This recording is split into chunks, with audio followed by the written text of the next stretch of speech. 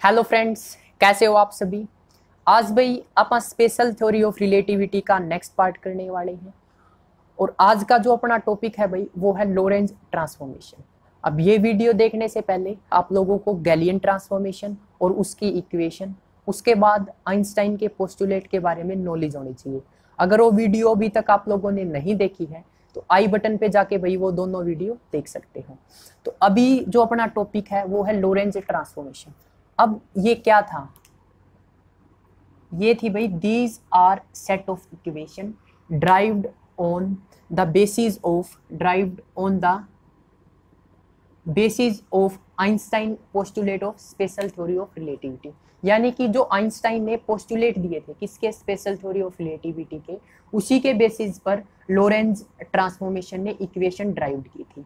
अब इससे पहले आप लोगों को गैलियन ट्रांसफॉर्मेशन के बारे में पता होना चाहिए। जनरली उसके अंदर अपने पास क्या होता था, दो फ्रेम होते थे भाई। एक फ्रेम होता था एस और एक फ्रेम होता था मेरे पास एस डैश। अब ये क्या था, जो मेरे पास फ्रेम एस डैश है ये कांस्टेंट वेलोसिटी के साथ क्या करता था, मूव करता था। यहाँ पर कोई इवेंट हो रहा है, ठीक है, ये ओरिजिन है, ओरिजिन के ऊपर कोई ऑब्जर्वर है जो इस इवेंट को होते हुए क्या कर रहा है, ऑब्जर्व कर रहा है। सिमिलरली एक ओ डैश ओरिजिन पे कोई ऑब्जर्वर है जो इस इवेंट को होते हुए देख रहा है। अब ओ से इस इवेंट की दूरी कितनी होती थी, एक्स। ओ डैश से इस इवेंट की दूरी क्या होती थी, एक्स डैश। और ये डिस्टेंस कितना होता था भाई, वीटी डैश। डिस्टेंस कितना होता था, वीटी डैश, या वीटी भी बोल देते थे। तो यहां से अपने पास इक्वेशन आती थी भाई गैलियन ट्रांसफॉर्मेशन के अकॉर्डिंग। क्या आती थी, x is equal to x dash plus v t dash, ठीक है। यहाँ से y is equal to y dash, z is equal to z dash और t is equal to t dash. अब t is equal to t dash क्यों है वो मैं आप लोगों को बहुत अच्छी तरह से बता चुका हूँ। उसके बाद अपने पास एक इक्वेशन और आती थी, क्या, अगर मैं x डैश लिखता हूँ तो ये आएगा x minus v T. Similarly अगर मैं y डैश लिखता हूँ तो ये आएगा y, z डैश लिखता हूँ तो z और t डैश लिखता हूँ तो इक्वल टू t। तो ये मेरे पास क्या होती थी भाई, इक्वेशंस होती थी किसके अकॉर्डिंग, गैलियन ट्रांसफॉर्मेशन के अकॉर्डिंग। अगर आपने गैलियन ट्रांसफॉर्मेशन की वीडियो नहीं देखी है तो पहले वो देखें, उसके बाद ये जो टॉपिक है लोरेंज ट्रांसफॉर्मेशन का समझ में आएगा। उसके बाद अब बात करते हैं डेरिवेशन के बारे में, किसका, लोरेंज ट्रांसफॉर्मेशन के बारे में। तो सबसे पहले लेट अस कंसीडर, ये जो मैं बोल रहा हूँ भाई आपको लिखना है, थ्योरी पार्ट होता है। Let us consider two initial frame S and S dash, ठीक है। Let us consider two frames S and S dash. S frame is in rest and S dash frame is moving with constant velocity along x axis. ये लाइनें बोल ली है, ये आपको लिखनी है। उसके बाद आपको लिखना है अकॉर्डिंग टू गैलियन ट्रांसफॉर्मेशन, और ये इक्वेशन लिख देनी है अकॉर्डिंग टू गैलियन ट्रांसफॉर्मेशन, ये इक्वेशन लिख देनी है। उसके बाद अब गैलियन ने जो इक्वेशन सोची उसने कहा x is equal to x dash plus v t dash, और जो मेरे पास x डैश है वो होना चाहिए x माइनस वी टी। अब इसी बात को लोरेंज ने कहा, जो मेरे पास x है ये एक प्रोपोर्शनैलिटी कांस्टेंट की मल्टीप्लाई से बनेगा, x is equal to x dash plus v t dash. यानी कि इस इक्वेशन के अंदर एक प्रोपोर्शनैलिटी कांस्टेंट की क्या होनी चाहिए, मल्टीप्लाई होनी चाहिए। ये किसकी थिंकिंग थी, ये थी लोरेंज की थिंकिंग। उसके बाद सेम इसने इस इक्वेशन के बारे में सोचा, ठीक है, मैं इसको लिख रहा हूं ऊपर। सबसे पहले जो इसने सोचा वो क्या सोचा, x is equal to x dash plus v t dash, और इसके अंदर एक कांस्टेंट की क्या होनी चाहिए, मल्टीप्लिकेशन होनी चाहिए। इसका नाम दिया इसने इक्वेशन फर्स्ट। उसके बाद देखो x dash is equal to, इसके अंदर भी एक प्रोपोर्शनैलिटी कांस्टेंट की क्या होनी चाहिए, मल्टीप्लिकेशन होनी चाहिए, और ये equation x minus v T. अब ये दोनों इक्वेशन कहां से ली, गैलियन ट्रांसफॉर्मेशन से। गैलियन ने क्या कहा, उसने कहा कि यहाँ पर कांस्टेंट नहीं होना चाहिए। अब लोरेंज ने क्या कहा, यहाँ पर एक प्रोपोर्शनैलिटी कांस्टेंट होना चाहिए। फिर क्या कहा, मल्टीप्लिकेशन। अब जनरली अपन डेरिवेशन कर रहे हैं, और डेरिवेशन क्यों कर रहे हैं, क्योंकि अपने को एक्स डैश टी डैश की वैल्यू चाहिए, किसके अकॉर्डिंग, लोरेंज ट्रांसफॉर्मेशन के अकॉर्डिंग। तो पहला काम है भाई अपना कांस्टेंट की वैल्यू निकालना। यानी कि जो लोरेंज ने प्रोपोर्शनैलिटी कांस्टेंट कहा कि इसकी मल्टीप्लिकेशन होनी चाहिए, तो इसकी वैल्यू क्या होती है वो आप सबसे पहले वही चेक करते हैं। तो मैं इन दोनों इक्वेशन की क्या कर रहा हूँ, मल्टीप्लाई कर रहा हूँ, multiplying equation first and second we have. तो करो मल्टीप्लाई, तो करेंगे लेफ्ट हैंड साइड के साथ left hand side, x is equal x dash equal to के square x dash plus v t dash, और ये है एक्स माइनस वी टी। ठीक है, जनरली मैंने क्या किया है, ये फर्स्ट और सेकंड इक्वेशन की मल्टीप्लिकेशन की है। तो अब उसके बाद देखो, इस ब्रैकेट को ओपन कर दो, करो ब्रैकेट के open, x dash is equal to के स्क्वायर एक्स डैश की इसके साथ मल्टीप्लाई करो, x dash x minus x dash v t, उसके बाद वी टी डैश की इसके साथ मल्टीप्लाई करो, ये आएगा प्लस का x v t dash minus का v square t dash t. ठीक है, ये मेरे पास क्या आ गई, मल्टीप्लाई करने के बाद इक्वेशन। अब उसके बाद एक पॉइंट है भाई जो आप लोगों को याद रखना है। अब लोरेंज ने क्या किया, ये मेरे पास फ्रेम है, frame S dash sorry frame S, और ये मेरे पास कोई फ्रेम है क्या, एस डैश। यहाँ पर ओरिजिन है एस फ्रेम का, ये ओ डैश ओरिजिन है एस डैश फ्रेम का, यहाँ पर कोई इवेंट हो रहा है। तो पहला काम लिख लेना, a light signal is emitted. क्या किया, a light signal is emitted on event, यानी कि इस इवेंट के ऊपर एक लाइट सिग्नल एमिट किया। कैसे, यहां से एक मान के चलो, मैं आपको समझाने के लिए बता रहा हूं, यहां पर कोई लाइट है और वो लाइट लेके डायरेक्ट सीधे पी इवेंट के ऊपर मारी, यानी कि ये इवेंट हो रहा है, इसके ऊपर डायरेक्ट फॉल करवा दी। तो यहां से देखो, जो मेरे पास इसका डिस्टेंस है वो कितना आएगा, मैं मान लेता हूँ डिस्टेंस कितना है x। तो जनरली डिस्टेंस होता क्या है, डिस्टेंस होता है भाई अपने पास स्पीड इनटू टाइम। अब यहाँ पर स्पीड क्या है, लाइट है मेरे पास, तो स्पीड ऑफ लाइट होगी, इनटू में टाइम, टाइम क्या है फ्रेम एस के लिए, ये t है। यही काम इसने वो डैश ओरिजिन से किया, यानी फ्रेम एस डैश से किया। यहाँ से भी इसने यहाँ से लाइट ली और फॉल करवाई किसके ऊपर, जो इवेंट हो रहा है उसके ऊपर। इसको बोलते हैं beam of light is taken by Lorentz and fallen on the event. तो यहाँ से मेरे पास जो एक्स डैश की वैल्यू आई वो क्या आई भाई, वो आई स्पीड इनटू टाइम, तो स्पीड सी ही है, लाइट ऑफ स्पीड सी, ये हो जाएगा टी डैश। तो यहाँ से मैं लिख देता हूं, जो मेरे पास फ्रेम एस के लिए डिस्टेंस आया वो कितना आया भाई, वो आया x is equal to C t, और यही डिस्टेंस इस इक्वेशन का नाम दे दिया थर्ड, और यही डिस्टेंस मेरे पास फ्रेम एस डैश से कितना आया भाई, ये आया x dash is equal to C t dash. अब ये मेरे पास इक्वेशन फोर्थ होगी। अब एक काम करो, x और x डैश की वैल्यू रख दो, कहां पर, स्टार इक्वेशन के अंदर।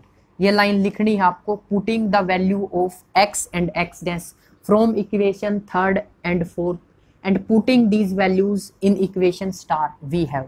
तो यहाँ पर पुट करो सी टी और सी टी डैश। ठीक है, x की जगह पुट किया सी टी और x डैश की जगह पुट किया सी टी डैश। फिर मेरे पास के स्क्वायर यहाँ पर आ जाएगा, देखो सी टी डैश और फिर आ गया सी टी। सिमिलरली यहाँ पर पुट करो, यहाँ पर आएगा सी टी डैश साथ में वी टी प्लस का c t v t dash, यहाँ पर पुट किया, उसके बाद माइनस वी टी डैश और टी।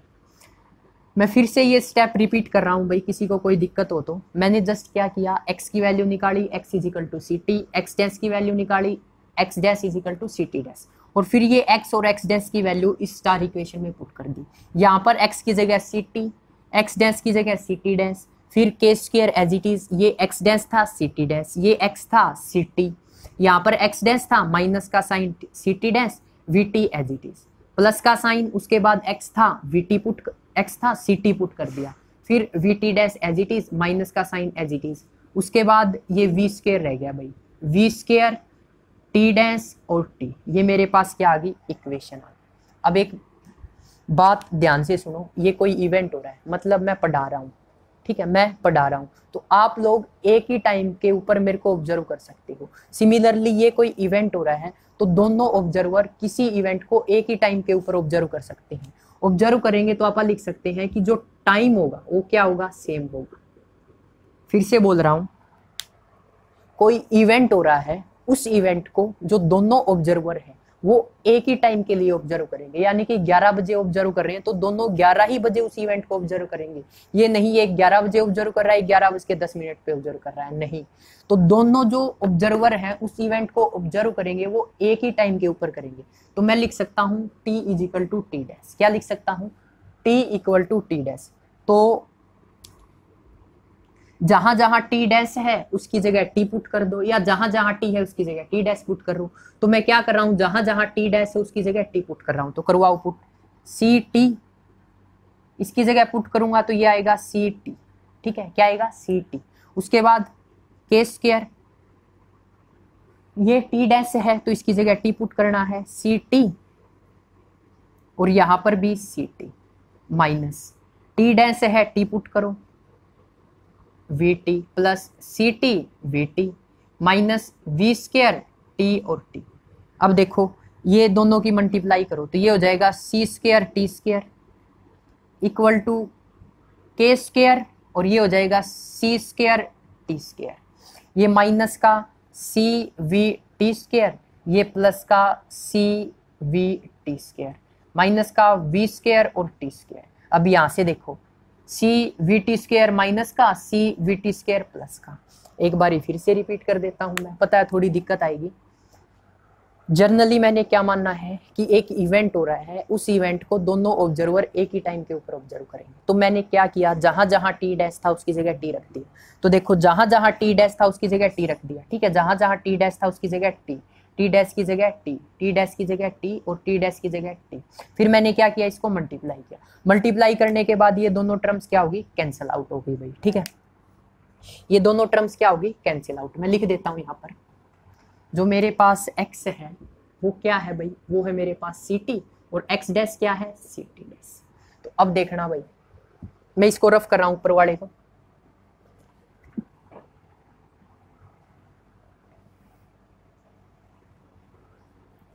जो मेरे पास इक्वेशन आई वो आई C square t square equal to के स्क्वायर सी स्क्वायर टी स्क्वायर, ये दोनों टर्म तो क्या होगी, कैंसिल आउट होगी, तो माइनस का वी स्क्वायर टी स्क्वायर। अब मैं क्या कर रहा हूं भाई, यहां से टी स्क्वायर कॉमन निकाल रहा हूं, तो निकालो common, c square t square, तो टी स्क्वायर के स्क्वायर, यहां पर क्या बच गया, c square minus v square. तो यहां से देखो टी स्क्वायर से टी स्क्वायर कैंसिल, तो क्या बच गया, c square is equal to के स्क्वायर सी स्क्वायर माइनस वी स्क्वायर। अपने को किसकी वैल्यू निकालनी है, के की, तो के की वैल्यू निकालो। के आ गया मेरे पास सी स्क्वायर, इसको इस साइड ले आए, v square minus sorry c square minus v square is equal to के स्क्वायर। अब नीचे से क्या करो, सी स्क्वायर कॉमन निकाल लो। अगर मैं सी स्क्वायर कॉमन निकालता हूँ तो ये होगा 1 minus v square by c square equal to k. तो यहाँ से सी स्क्वायर से सी स्क्वायर कैंसिल, तो ये मेरे पास के स्क्वायर की वैल्यू क्या आ गई, के स्क्वायर की वैल्यू आ गई भी मेरे पास 1/1 minus v square by c square. अब दोनों साइड क्या ले लिया मैंने, रूट ले लिया, तो स्क्वायर से रूट कैंसिल, तो इस साइड क्या बच गया, k is equal to 1/1 minus v square by c square. ठीक है, ये मेरे पास किसकी वैल्यू आ गई भाई, ये मेरे पास के की वैल्यू आ गई। और मेरे पास इक्वेशन क्या थी, x is equal to k x dash plus v t dash, और एक इक्वेशन थी मेरे पास x dash is equal to k x minus v t. तो अब क्या करो, k की जगह वैल्यू पुट करो, क्या आई है ये वाली। तो मेरे पास जो x आया है वो आ गया भाई 1/1 minus v square by c square. अब मैं क्या कर रहा हूँ, k की वैल्यू इस इक्वेशन के अंदर रख रहा हूँ, ठीक है, k की जगह मैंने ये वैल्यू रख दी, और साथ में क्या आएगा भाई, ये आएगा x dash plus v t dash. ठीक है, सिमिलरली x डैश की क्या वैल्यू आएगी मेरे पास, ये आएगी x minus v t upon 1 minus v square by c square. तो ये मेरे पास भाई x और x डैश की वैल्यू आ गई किसके केस में, लोरेंज ट्रांसफॉर्मेशन के केस में। तो अब यहाँ पर आपको एक चीज और लिखनी होती है कि जो मेरा एस डैश फ्रेम है वो एक्स एक्सिस के अलोंग मूव कर रहा है, तो यहाँ पर मेरे पास y की वैल्यू क्या होगी, y डैश के इक्वल, z की वैल्यू क्या होगी, z डैश के इक्वल। सिमिलरली इस केस में क्या होगा, जो मेरा y डैश है वो y के इक्वल और जो z डैश है वो z के इक्वल।